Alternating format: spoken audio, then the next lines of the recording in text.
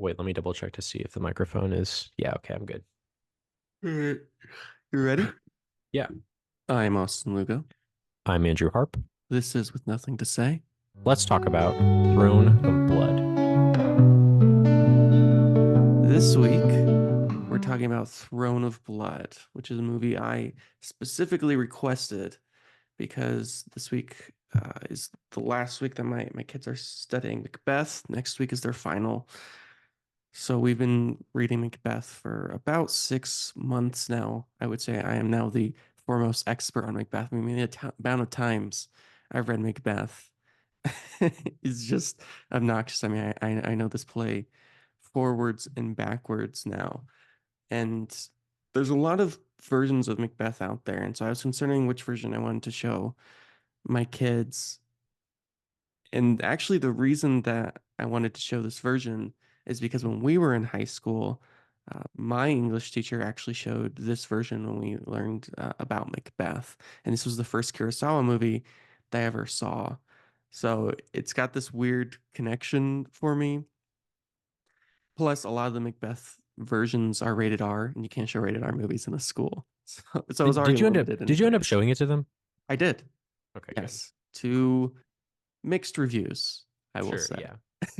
Look, I don't think it's not Kurosawa's fault. There's a lot of things not in their favor. For one, I mean, we're going into June. Like these kids are over school. I think anything would have showed them is just a struggle at this time. Anything you show them in black and white, dude, like it's just not gonna. Honestly, the black and white part wasn't really an Okay. issue. They were okay with the black and white. They're a little confused by the samurais, but I think once they got over the samurai thing, there are, I would Okay. say, maybe a collection of 10 or 15 kids who really enjoyed it, like legitimately enjoyed this movie. Most of them didn't. I mean, I had a lot of kids sleep through it or scroll through their phone or do all these other things, much to my chagrin, because I'm trying to help them because they got their final is on Macbeth. So I thought, oh, showing a fun version of Macbeth would be helpful to them, but most of them did not give a shit, unfortunately. Shockingly, I know. Hmm.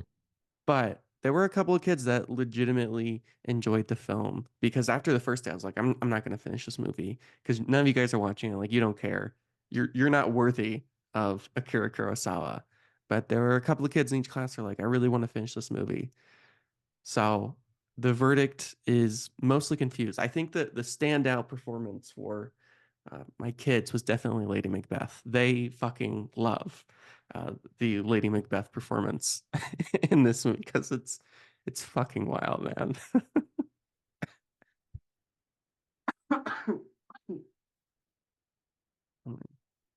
Uh, Wild in what way? I mean, I love the performance too. Yeah, I kind of love how like yeah, she's like kind of like she's like manipulative and contradictory. Yeah.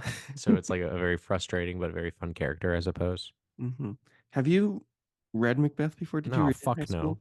No, I never read. The only Shakespeare I read in high school was Romeo and Juliet. Um yeah, that was like pretty much it. And besides like his sonnets, I've never read anything else by him really. Okay. I never read him in college or anything like that. Wow. That's wild. How is Well, that wild? I don't know. Well, I guess because as an English major, I took an entire course on Shakespeare. Right, yeah, like he's Yeah. extremely yeah, But yeah, you yeah. were, yeah, different Yeah, because you were a I journalist never first had or to, so I something. just Yeah. didn't. So you just was done. But you know, I probably at least like watched a movie or two that were either I've definitely watched at least a movie or two that has been loosely adapted from his plays because they're that, you know, influential. They're that important. You know, even Uh-huh. movies that like you wouldn't expect, you know, that are from adapted from Shakespeare plays because you know, like Macbeth and like Hamlet and stuff like that. I guess speaking obviously more specifically with Macbeth, it's a very great supremely adaptable story. You know, you could tell it literally like the Coen brother, like the, you know, Joel. I think it was Joel. Yeah. Yeah, like the Joel Cohen's movie. Or you know, you could adapt it to, you know, a more you know, a different environment, a different time period, with samurais and Throne of Blood. And the result you get is still impactful. You know, it's still it It's I think the movie proves Shakespeare's resilience throughout centuries. Uh, yeah, That's quite a hot take. Shakespeare is a pretty okay writer. yeah, right, right. I hate him. Yeah, I huge Shakespeare fan, and one of the reasons I do love Shakespeare so much is when I was in college, I did take that Shakespeare class, and part of the reason I took that Shakespeare class was because of the professor who unfortunately passed away actually only a couple of months after he was my professor. It was my very last semester of college. His name was Dr. Walsh. He was like one of the foremost experts on Shakespeare. He's like one of the top five, you know, Shakespeare Scholars. scholars. Yeah, I guess that's the best word for it. Extremely brilliant guy, very, very old. It's not as if he died in a terrible car crash or anything. I mean, he was well into his 80s by this point, and he was getting blood transfusions during our classes because it was on Zoom. It was the Jeez. craziest thing, man. But he's part of the reason that I fell in love with Shakespeare. I kind of had like a hit and miss relationship with Shakespeare in high school. I hated Romeo and Juliet. I still hate Romeo and Juliet. I think Romeo and Juliet is trash. I don't think it's a good play. I think it's some of Shakespeare's weakest stuff. But Macbeth was the first, honestly, just play in general that I read that I legitimately enjoyed, and I read as a senior in high school.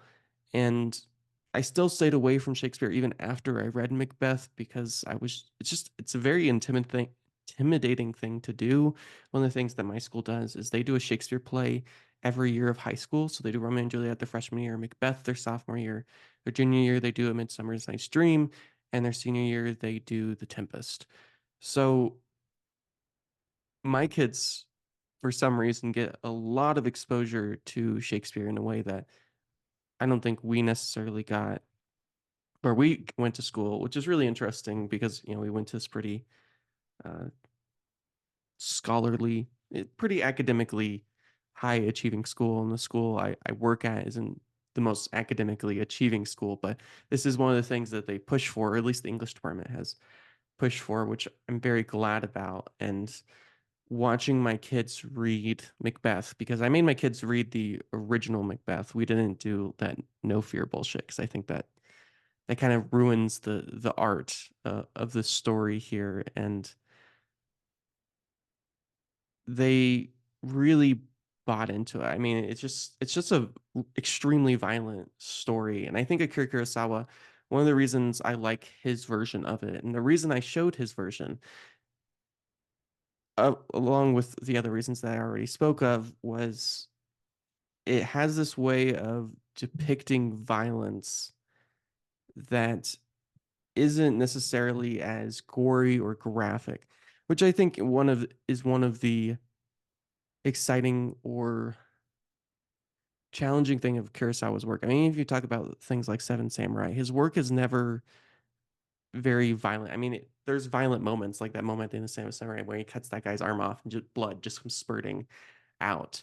But in a movie like this, where the in the original play it opens on Macbeth literally cutting a man in half.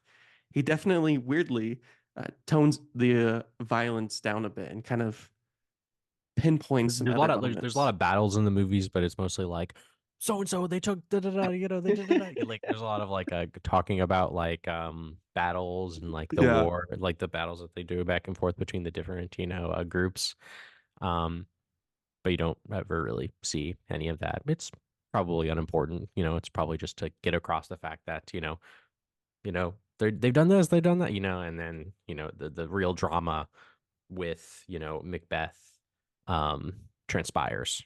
Yeah, and I think that's a brilliant choice on the part of Kurosawa here because there's tons of versions of Macbeth, and there's a lot of great versions, and there's a lot of not great versions of Macbeth. My kids have watched a lot of these versions. I've watched a lot of these versions, especially in preparation for finding the right film to show to my kids. And I think far too many of these versions are spoiled by the violence because it is a very Sure, violent yeah. play, but that sort of misses the point of the play because the play isn't about the violence. It's about our reactions to the violence. It's about what happens when we act on our violence. And I think of that moment in Throne of Blood, one of the most famous scenes in Macbeth, which of course is the dagger scene. Is this a dagger which I see before me? And he's staring at this bloody dagger right before he's Mhm. about to kill the king. He's contemplating this giant decision that will fundamentally change his life. And obviously, Lady Macbeth plays a big role in this, but both in the play and in this version of the film, we don't actually see the death itself. We never actually see him kill the king because it's not really about the killing itself. And the killing is sort of anticlimactic because he kills the man while he's in his sleep, right? He kills the guards, Yeah, kills you the don't man. really. Yeah, yeah. So you But don't. it, Yeah, but it's not about, right? It's not about the death. It's about how he reacts yeah. to It's not the about the death. act itself, is what you're saying. It's really just about like the Exactly. drama and emotion and events that accumulate, on top of each other, um, rather than the pure blood lust Hmm. of the violent moment. And yeah, you're right. That pretty much sums up. It's funny because the title of the movie is like extremely badass, like Yeah. Throne of Blood. Like that's Great, one of the great coolest title. movies of all time, the coolest movie titles of all time. But yeah, it's not like that. You're right. Like it's really not like that crazily violent or anything like that. Um, it more like operates and more like operates if I'm gonna have to like try to like point out any kind of like genres or anything like that. It just operates like one of these like, old school kind of Japanese horror ghost Mhm. movies. That's really, I would say it's more like that than any kind of like straight up like samurai movie, like Seven Samurai or movies like that. Yeah, absolutely. And the portrayal of the witch, which in the original Macbeth, it's three witches. Right. And there's a lot of stuff with the witches that is kind of pointless and meaningless. It's mostly just there to sort of add flavor because at this time, witches is still kind of a weird new thing during Shakespeare's time, not Kurosawa's time or our time, but it was something that kind of needed sort of explanation. And he sort of, I mean, Shakespeare in a lot of ways created what we think of as the modern day witch, the toiled, was it toil boiled, double trouble, all that kind of stuff. The big nose, the green skin, all that kind of stuff comes from Shakespeare and his ideas of what a witch is. Of course, witches have lived in sort of the universal lexicon for thousands of years, but the modern day version is definitely unique to Shakespeare. And I love this, and so did my kids. Love this adaptation of taking the three witches down into one. And I have lost Andrew. I don't know what the fuck happened there. Are you back? I don't understand. Like there's nothing wrong and it just like kicks me out of Zoom. That's weird. It's fucking stupid, is what it is. Anyway, you were talking about witches. I love this version of the Witch Man. So did my kids. I mean, they I like it spent too.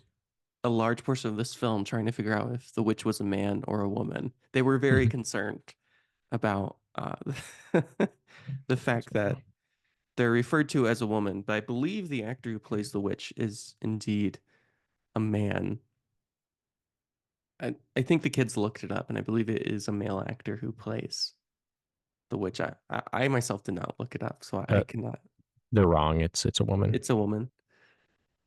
Well, much to their chagrin, they were very confident that it was a man playing a woman's role, and this was very concerning to my students. They were very confused by this whole possibility.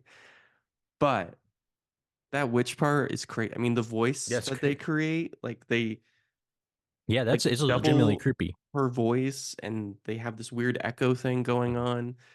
Just the use of fog in this movie. There's so much fog. This is such a Mhm. foggy movie. There's just Yeah, fog especially at those parts too. everywhere. There's a lot of like walking around, like at the beginning parts where they're like walking around the woods. They like there's a lot of like wandering, like they're like on Yes. their horses and they get lost in the fog and then they walk through like the trees. Like those parts are maybe not my favorite parts of the movie where they're just kind of like walking around and wandering. It's kind of like, all right, like it's a but then again though, it is a Kurosawa movie from like the late 50s. So, you know, every shot is beautiful, right?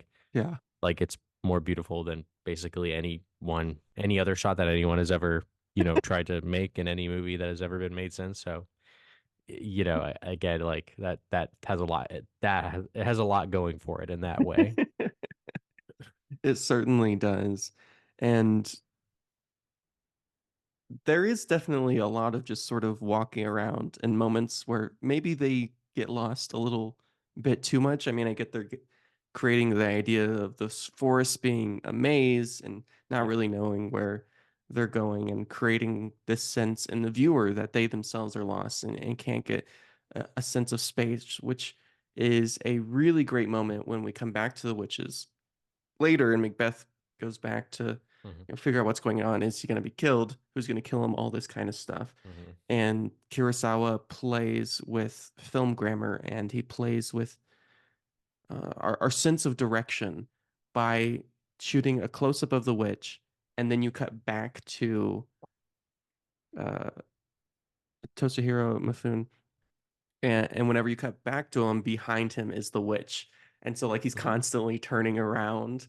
It's a really great editing technique that creates this really disorientation as a viewer of having like no idea where anything is in space. And that's true whenever you're in the forest. Like the forest doesn't make any sense. I mean, there's no Right. It's like its own, like, well, it moves, right? Like the it's forest, a it moving comes alive. forest. Yeah, Yeah. it's a moving forest. Yeah, yeah.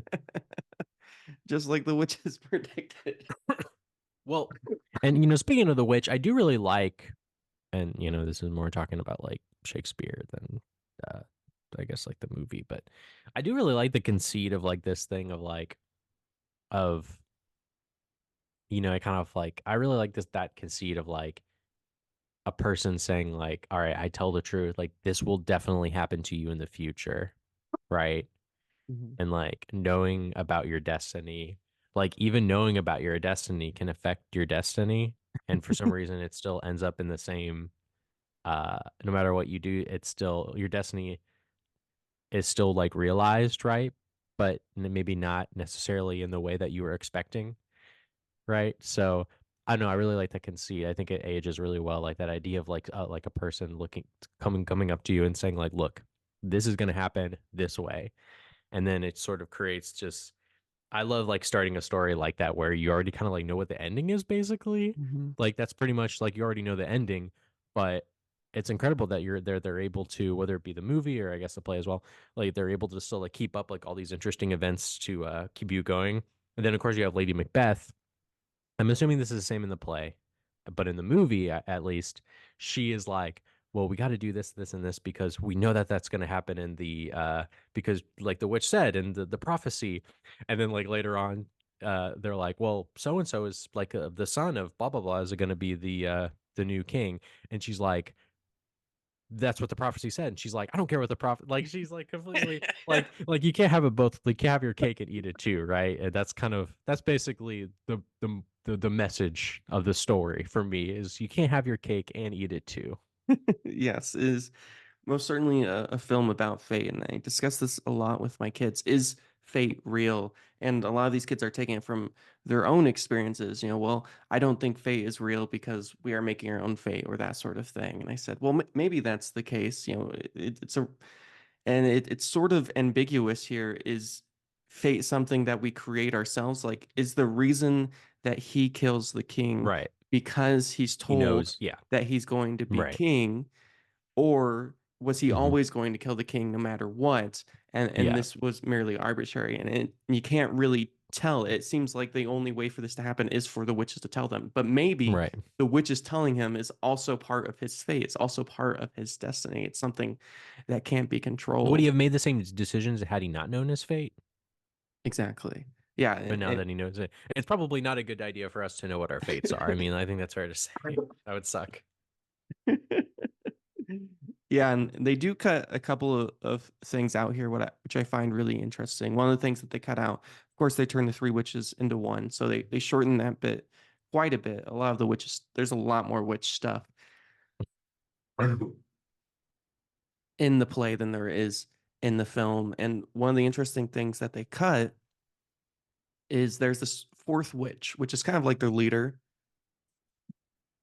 Her name is Hecate, and she has this scene where she sort of insults the three witches and sort of looks down on them because they don't tell the full truth. I guess there's something Hmm. in sort of the witches' code that they're when they predict the future, they have to be completely honest. And the witches are like, well, technically, we didn't say anything that isn't honest. And one of the kind of big moments that I think is kind of interesting that they changed from the play to this film version, which is the only film version that changes this thing in particular, is they skip the entire Macduff storyline. And so the Macduff storyline is he is one of the people who trusts the king. Of course, originally the king had two kids, but they just turn it into one kid, which I think is a good choice because Malcolm and Donovan, the two kids of Duncan, the king, original king, they're basically the same person. Like throughout the play, the kids are like, I don't understand what's the difference between this guy and this guy. I'm like, there is no difference. Like it's completely meaningless, right? They just happen to be two different characters. So turning them into one makes a lot of sense. But Macduff, on the other hand, has this very specific reason for wanting to kill Macbeth, which is Macduff doesn't go to the banquet, that banquet where we have that crazy Banquo ghost scene, which they do. Yeah, that's one of the best scenes in the movie. It's one of the best things, and I Again, want to talk. that's a Yeah, creepy horror thing, right? Like that to me is like very J horror for some oh, reason. I love that. I mean, the Hmm. way they make Banquo look in that, like just like the Hmm. weird lighting and his hair and just how white it is just so creepy and haunting. I think they do an incredible job of capturing the ghost of Banquo in this piece. But in the play, along with Banquo not coming to the feast or being killed on his way to the feast, which they skip that scene too, where he's killed, which I think is fine. Although there is this Again, whatever. interesting idea in the play that Macbeth possibly is the person who kills Banquo himself because he hires two murderers, which we see one of the murderers at that Right. banquet come and Macbeth kills him. But in the play, there's these two murderers that he hires to kill him, and then there's this mysterious third murderer that shows up. And there's all these research papers about like, who is this third murderer? And I had my kids speculate, oh, maybe it's Lady Macbeth, maybe it's Macbeth himself, maybe it's this Mm. person, maybe it's that person. I'm assuming Shakespeare threw that in just for that reason in Yeah, particular. for He was that he was speculation. probably smart enough to, Yeah, right. It doesn't really matter who this third murderer is. It's just there to sort of it's for fun. yeah, to get the gears going.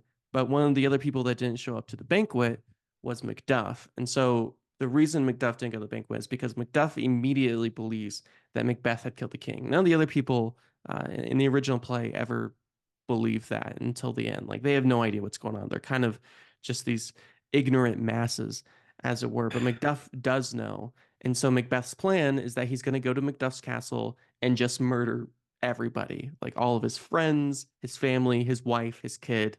And it has one of my favorite lines in all of Shakespeare, which is the moment when the murderer kills Macduff's son.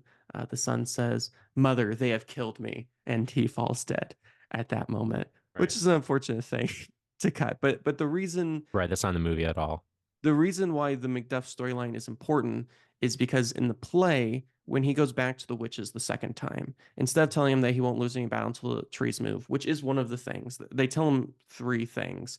They first tell him to beware Macduff. They secondly tell him that none of woman born shall harm Macbeth. So basically, they tell him that he is invincible, which is an interesting thing to cut. I understand why they had to cut out of it because if you don't have Macduff, it doesn't work. And then the third thing is when the forest moves, which of course they do in this version. But when Macduff comes to kill him, like Macbeth in the play, he's just out there like literally, 10,000 v1. He's just cutting men down left and right. He thinks he's invincible. He doesn't hide in his castle. He actually goes out and tries to kill these people. I mean, literally just everyone because the witches told him that none of woman born shall harm Macbeth. So no one can kill me. I'm literally Mm. invincible. And I asked my kids, what do you think that means? None of woman born shall harm Macbeth. And first they're like, oh, well, only, no man could kill him. I'm like, no, no, no, no one of woman born, right? Who is a mother? And they're like, well, I guess everyone has a mother. So in his mind, he thinks he's invincible. And then the weird plot twist of the original play is that Macduff is birthed by C-section, which I didn't know they had back in the 1500s and or late 1500s, early 1600s, but Oh apparently fuck. it was a thing. And that is the reason that Hmm. Macduff is able to kill him. That's dope. So it's Yeah, interesting that that's they too bad move it's not in there. from no, that's not in there. They cut out that entire storyline, which I Huh. mean, for time, you have to cut some stuff out. But I think it's interesting that in this version, the army itself turns on Macbeth, which is very different than in the Hmm. play. Because like Maybe that's more like a Japanese decision, right? maybe, That yeah, feels very Japanese. that's a good point. It's definitely more sort of like group Honor thing. versus Yeah. yeah. And you see a lot of that throughout the film, this idea of people sort of suspicious of Macbeth and talking about omens. Omens is also a very big part of this film. I mean, there's that great moment when the army is coming after Macbeth, and you hear the chopping of trees, or you don't really know what it is. It sounds like, something's hitting wood, and they're like, "What is that?" And they're like, "Oh, maybe they're making fences." And then you see all of those ravens and crows Right. fly into uh, the chambers of Macbeth, which is just Right. it's such a great image. Like it's so haunting Yeah. and just right out of Japanese horror. I mean, I think Yeah. one of the reasons that this film does feel so horrific is, and I noticed this when I was rewatching it during this week with my kids, is how minimalistic the set designs are, right? There's very little in these rooms. I mean, they're almost completely empty and they're giant, right? These rooms feel giant. And other than like the Yeah. people within the rooms, there's almost nothing in them. It's just blank walls and it feels disturbing almost like there's supposed to be more in here. It just doesn't feel right. Everything just feels a bit off. Nothing ever feels like it's quite in its right place. And so you just constantly have this feeling of just paranoia, which I think is a Hmm. great way to capture the thoughts and feelings of Macbeth as he basically drives himself insane throughout this film. Yeah, it's kind of like it's a ghostly movie. It's a ghostly story. When they go in the forest, it's spooky. Rooms, like you said, they are very they look very not very lived in, right? Mhm. They seem dead. Like uh I love when they have that banquet, right? And they have like all their food, and because like uh I don't want to say Macbeth, Washizu. Yeah, well, He she's freaks because he freaks out. Everybody leaves and all their food is untouched. It's Mhm. just like all like in a row, completely untouched. No one has eaten it. Like no one's doing any eating or doing anything at all in the movie, really. Like they're all kind of like wrapped up in their own like psyches. Like no one's having sex, no one's eating, no one's like playing or having fun. It's like Yeah. all just it's just all like drama and violence and uh I appreciate that because it's like very like to the point, very serious. And I remember one of the papers I did on Macbeth, this was a college paper, is it was actually for, I think it's for it was like a women's studies class. At Ballet, we were required to take a class on, I mean, for lack of a better term, women's studies. I don't think that's what they called it, but that's what it was. It was like study, women in history or something to that effect. And I remember I wrote one of my papers on Lady Macbeth because there's this argument in sort of the Shakespearean scholarly world that Macbeth had a problem portraying, or excuse me, Shakespeare had a problem portraying women in a lot of his work, which you could see how that could be problematic. Things like Romeo and Juliet or Hamlet or Othello, either there's very few female characters at all, or even when there are female characters, they're sort of given the raw end of the stick. But I actually argued that Lady Macbeth is actually a feminist icon in my paper. because she is arguably the only character who makes any decisions, right? Who chooses to either go against fate or at the very least do something to make fate happen. And it's She's really not that like different than the wife of the politician in Manchurian Candidate. Like that, I'm just now realizing that like they're that's kind of crazy, but similar. yeah. Yeah, I love making that connection because she is both in the play and in the film. She sort of holds the real power here. I mean, Macbeth is sort of a figurehead. He's, yes, this very violent man and, a man with great honor and a but he's warrior, stupid. but He can't see. He doesn't have any no, hindsight, which he is has what is down, absolutely, which is a downfall as well. yeah. And in the play, it's made more clear that this is due more to guilt than anything else. It is, which we still see, but I think in the movie, it's definitely more about fear and what happens to our own ambition. I think in the play they get a little more into this idea of guilt because in the play, Duncan is actually his good friend, and Banquo, which they do in the movie, is his best friend in the whole wide world. So Gil is a very big part of the play, which they play to a lesser extent here. They definitely do it with Banquo, especially with that great ghost scene, but not as much with Duncan. But Lady Macbeth is sort of the one who's like, if we want to do these things, if we want to be rich, if we want to be powerful, we need to kill the You got king. to We kill need your to move friends. forward. You You can't be got afraid of it. And you you know, got to he, kill your friends. and what's interesting too is in the play, Lady, even though Macbeth goes and kills the king, he is so terrified of what he has done is actually Lady Hmm. Macbeth who has to go and kill the guards. Like he can't even finish the job. That's how racked with guilt he is at that moment. Yeah, But that's yeah.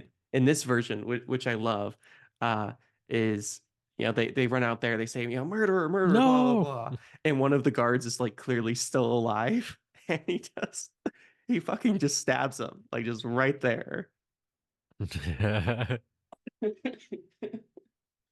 Yeah, that's very samurai.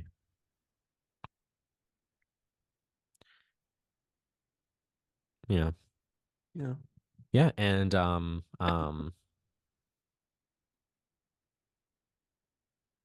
yeah, and again, that's just a great performance. There's a great performance of the lady as in the the Lady Macbeth analog. Um, she was making me laugh. Just like again, her, I couldn't help but laugh just because like it's just so like she's just so conniving. You know what I Hmm. mean? Like she's has this conniving nature, and yeah, there's that great scene, of course, toward the end. Again, this is very again, this is more, kind of like a creepy kind of like horror movie, right? Of like where Yeah. she's like washing her hands. She's trying to like wash the blood off of her hands. She's like, Hmm. I can't get it off. Not literally the blood on her hands, the figurative blood on her hands, right? Like, so that's a very, very good scene. And then yeah, like the Toshiro Mifune character, Washizu, he's like he makes so many like, great faces in the movie too. Um, Pretty much any movie you see him in, like, He's got the best faces. I it's a love him. wash. Like it's a wash. Like, it's like it if you're gonna watch a movie and he's in it, it's like, oh yeah, it's all good, It's he's such a great kind of uh just verbose actor, Hmm. He has an amazing voice, an amazing face. It works out. Yeah.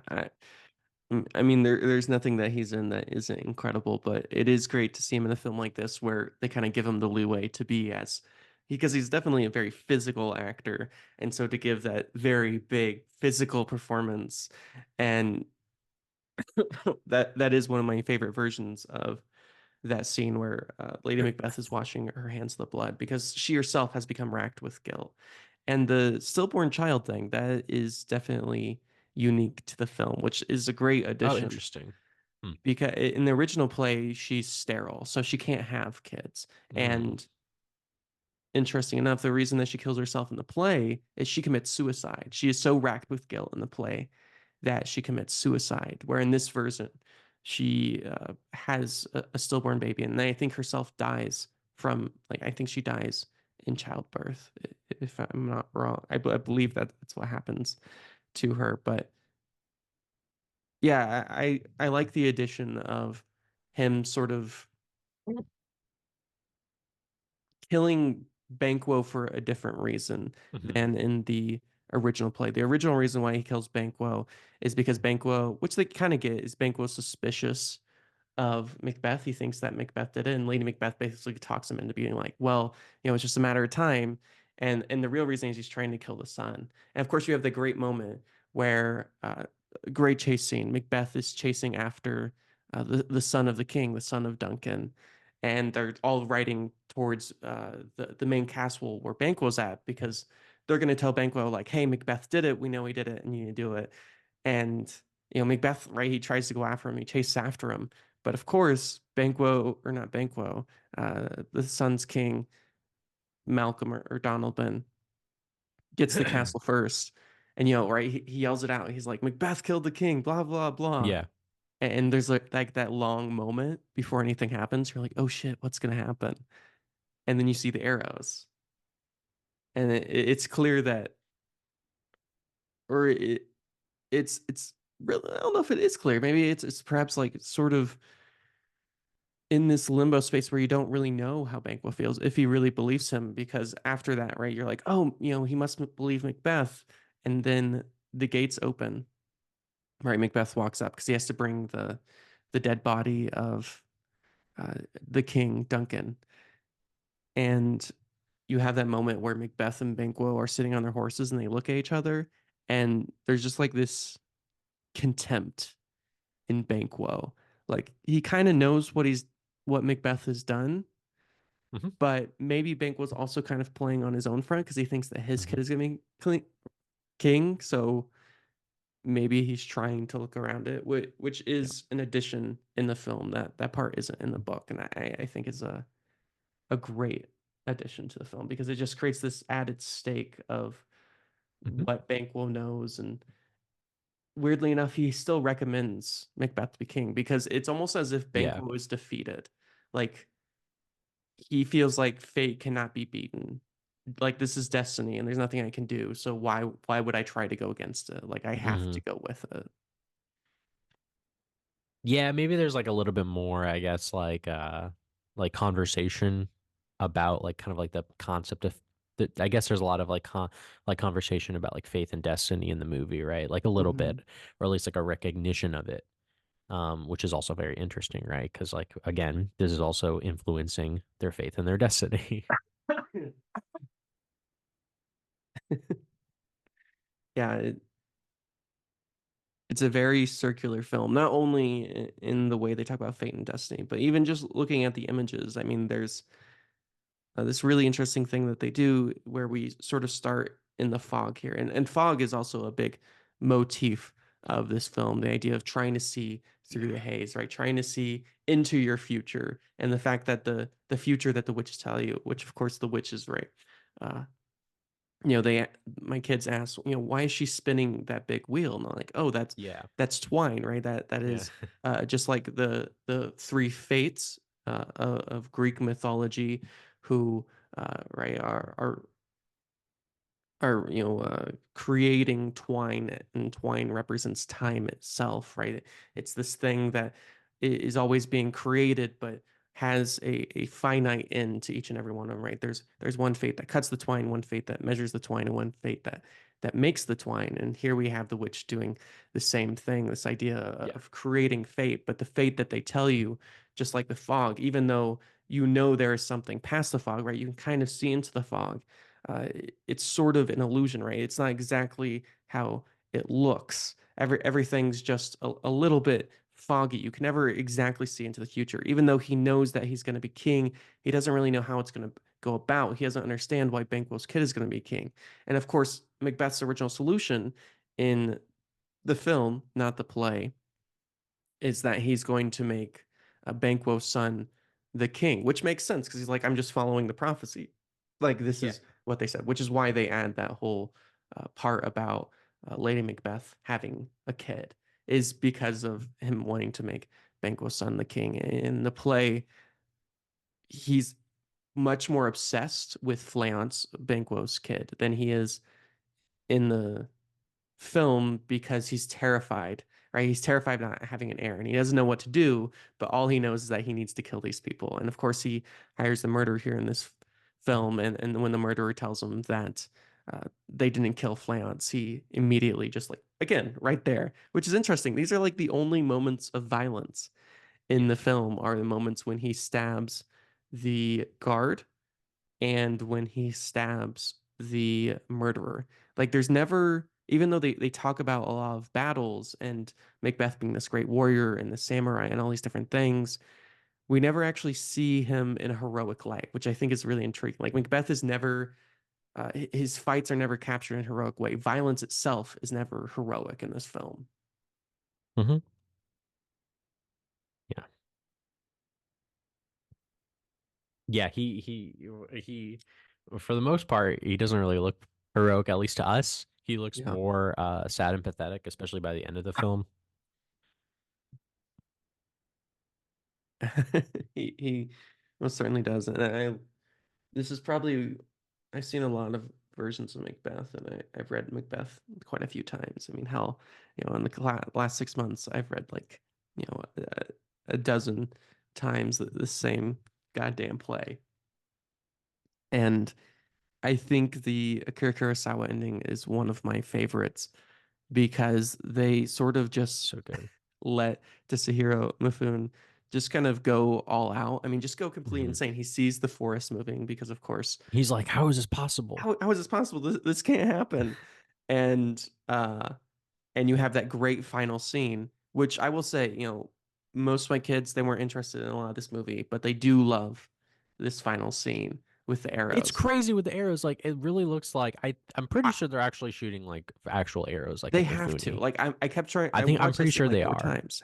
How else are they going to get that Yeah. shot? I could not figure out like it wasn't just an edit because like it's very clear that they shot like they didn't just like edit it to look like they shot it. They definitely shot arrows and maybe the Yeah, arrows I'm on the Wikipedia page and confirmed it was in fact performed with real arrows. that's wild. Shot by knowledgeable and skilled archers, according to the Wikipedia page. That's so scary. That's so terrifying. That's like those are big arrows. Like those aren't like like like those aren't puny. Like they're like giant sharp arrows. Like yeah, he could die. Like, so amazing, amazing stuff. God, those arrows are magnificent. And just watching his performance, like as the arrows just keep coming and he feels trapped, right? He keeps running back and forth and Yeah, back and forth and like cutting through the arrows and he's all so this stuff. good. And it just creates this, which I think is interesting too, is in the play, I think his death certainly isn't heroic. It's definitely egotistical, Yeah. but it is this very masculine version, right? He dies, fighting for his life, this big Mm. sword fight. But in this film, his death feels very cowardly, as if right because He's they're arrows, so pathetic. he's not really fighting back. He's killed by like his own men. Yeah, And not even a sword fight. They just shoot arrows at him until one hits him in the neck. Like until he gets shot by like 100 arrows. They're like, Mr. Lugo, how yeah. is this man still alive? Right. I love that. That arrow through the neck looks so good. I It mean, looks really good, yeah. oh, It it probably looks helps really that the movie's black and white with effects like yeah. that. Um, yeah, it is interesting that the way that he died. Yeah, he's like tricked by like a trick, right? With the Yeah. trees. He freaks everybody's tricked by this. And then his own men just like kill him. Like it's like all this kind of like I do really like the edit because it's like all of this stuff about destiny and fate and heroism that we're talking about, but ultimately people are just like kind of fooled by like smoke and mirrors, right? Like Yeah. and they just die like a pathetic death. But then at the end they do like put the statue up of him, right? Hmm. Which is also interesting. Yeah, that's definitely unique to the film too, which I feel like it has something to do with the way, which is I think it's an interesting comment, the way we sort of honor the dead, even the horrible and perhaps the losers of the battle. we Yeah, in have this. America, we honor a lot of our I mean, fucking we do it a losers. lot in We America, do. We right? we honor. We make a lot of like statues and things of like our country's biggest losers. So it's good to know that that's not unique to the United States, that Right. other Yeah. Yeah. countries also have this problem. But it is a really intriguing idea, the sort of mythologization immediately of Macbeth. This idea that uh, even though in these moments these are clearly stories of warning, right? To warn ourselves that, don't be like this person, don't do this thing. But then the moment they pass away, we start mythologizing them and turn them into these great heroes, which is clearly what they do with Macbeth here at the end of the piece, even though he was killed by his own men, even though this is clearly a man who was run by ambition and fear and was not a good person. It doesn't matter He because was now stupid he's too. dead. We have to honor him and honor, he was the king, so we have to Mhm. honor what he stood for. Which was what did he stand for? Right. Like yeah. Like and these stories too are like devoid of like which I think is good. It's devoid of like politics, right? Like it's Yeah. devoid of like left right political dynamics, and it's more about power, right? It's like pure. It's all just kind of like about like power, which is like the why the king and queen thing is works well for stories like these, and that's probably would be best to kind of it's just all about like who can ransack the castle the best and take it before they kill every it's like that's pretty much how like I guess like it was back then. um but yeah. Yeah, which is a bit ironic because in the original play, it was actually a very political Right, I'm piece assuming this is more intact. because in the original play, Macbeth is the King of Scotland, Hmm. and the King of England comes in and he saves the Scottish people. They overtake Scotland, right? They turn part of the English Empire, but they portray it as this big win. And the reason Shakespeare did this is because a lot of his plays were paid for by the King of England, and so he had invited the King of England to this play, and so Fleance is supposed to be a version of the king who's watching this, right? But it's kind of playing on two roles, right? The king thinks he's seeing this thing that's like, oh, it's so great that I'm king, blah blah blah. But then, of course, the great thing about the Globe Theater, right? It was the Globe Theater was mostly they had their right kind of the uh, if you've ever seen the Globe Theater before, which is still in, they rebuilt it. It burned down, but they rebuilt it, and you can go to London and go in theater and see Shakespeare. And so, like, the upper levels are all rich people, kings, queens, dukes, lords, that sort of thing. But there's sort of like this pit in the middle where anybody could have gone at the time. You only had to pay like half a shilling or whatever, right? A very cheap price for the time. And so the other level is like, it's sort of both in the film and the play, the idea that kings and queens, and they actually say that, this is actually one of the lines in Shakespeare. Obviously, this is how they say it, but they say that kings and queens are fundamentally evil. Like the very fact of giving anyone this much power will make them evil, right? They're all going to turn to Macbeth. I mean, the what we learn at the end of the play is that Macbeth wasn't turned this way because the witches told him about his fate, because he's an evil person. I mean, it's basically where the line absolute power corrupts absolutely comes from, is from this play. The idea that anyone in Macbeth's position is going to become Macbeth. We can't run away from that. We can't hide from that. When you give someone this much power, they will always do this, right? This will always be the end action to giving anyone this much power. And that's exactly what we see with Macbeth here. Yeah, I guess that's why people invented democracy. I guess liberal democracy, uh which of course has its own issues, but yeah, the absolute power thing is a little problematic because yeah, it just results in kind of like this thing of like, all right, well, who's willing to kill and who is the kids of who so and so, it's like it's just like, oh shit, like, you know that kind of thing gets so like as we see in the story and in the movie, it just gets kind of messy. Uh, it becomes a scramble. And that's Macbeth. Yeah. Yeah. Well, Throne of Blood, Throne of which is Blood. more epic and cooler than Macbeth. Macbeth is a boring book Well, made yeah, you have to written read it. 200 years ago. I'm not gonna read it. Macbeth was a boring book written 200 years ago, and Throne of Blood is a badass samurai Japanese horror movie directed by Akira Kurosawa. So, that's how. Use No, the roller. I'm just kidding. But anyway, yeah, no, Throne of Blood, fucking badass movie. All right, I'll give my final Yeah, thoughts on this piece. I love Akira Kurosawa. As I mentioned at the beginning, this was the first Akira Kurosawa film I ever saw, one of the first foreign films I ever saw. So it definitely has a very unique place in my heart. Rewatching this film after not having seen this film in 8 or 9 years, it's been a very long time since I've rewatched this film. Of course, I'm a completionist when it comes to Kurosawa. He's arguably the only director that I think I've seen every one of his films. So there's very few completionists I have. There's a couple of more recent directors that I have completionists of just because they don't have as many, like very many films, like Paul Thomas Anderson and Wes Anderson.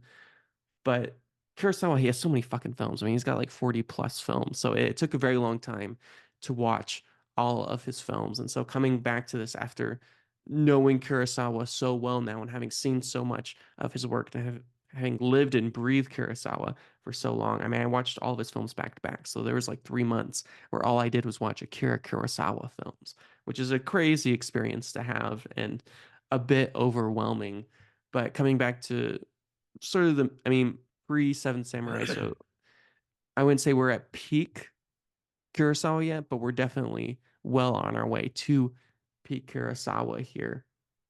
So beautiful and magnificent, and of course, adapting one of my favorite plays of all time, and definitely my favorite Shakespeare play of all time to just the nth degree. I mean, the casting here just all around is incredible. I mean, even the smaller roles like the king's son are so well casted. And to Sarah Mifune, it's always great. I mean, as you were saying, seeing him in anything is amazing, and allowing him here to give his full Macbeth-like performance where he's yelling and screaming is absolutely wonderful. So I really don't have any big complaints with this film. I think sometimes when they're sort of wandering around getting lost, maybe that drags on just a little too bit. Maybe you could cut about 5 or 10 minutes out of this film.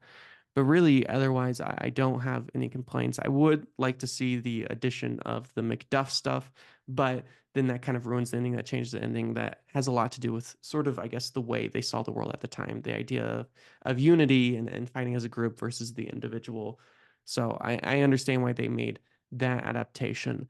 But yeah, I'm going to go with a very strong 8 out of 10. yeah, I'll give it an 8 out of 10 too. I mean, it's like kind of like giving it an 8 out of 10 is a little bit like it's an 8 out of 10 experience for me personally because I would rather watch like Seven Samurai and High and Low and stuff like Yeah. that. I think those movies are perfect, pretty much. Um, but I mean, Throne of Blood, like it is a masterpiece. Like, it's better looking and better made than pretty much every other movie that has ever existed, right? So I mean, it feels bad giving it an 8 out of 10, but that's just kind of how it is for me from like a preference level. It's pure preference. Other than that, the movie looks perfect. Yeah. It has all the great actors. It's kind of like it has a great story that has aged really well. It's a very literary story, obviously, as we have discussed. Um, it's just and again, it kind of has it's unexpectedly kind of like a creepy, kind of horror-y film as well than one might expect typically from a samurai movie. There's not really like any like big climactic like sword battles or anything like that. It's more just kind of like about like the drama and involved. It's about characters. It's about their psychological torments. Um, kind of like the idea, kind of like really kind of like the torture and